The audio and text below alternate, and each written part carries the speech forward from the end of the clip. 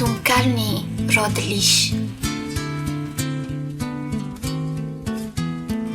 Fa fihetsika mampihodivitra ary lamba ny elatra monja sy anitra nentin'ny rivotra fitopany jipy manonja dia zavatra tsy inakory kinanjo no fisy matory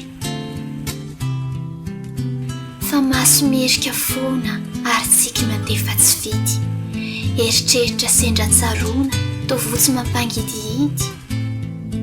kinanjo dia lasa nivona aretina mandavataona dia miverina fa tositosy zanak'omby manerikijana solabato ka tianjana kosy volantsinana tsara zahana tsy nampoziny indrindra ary zany ty fisainako lasa nankany ny toerana lavitra kaiky ny lalana mahasadaika fa izy mandasy manaiky kanefa ty zaho efa maika maninona mora lazaina ionona ny fonoratraina vezovezoka lasa niotra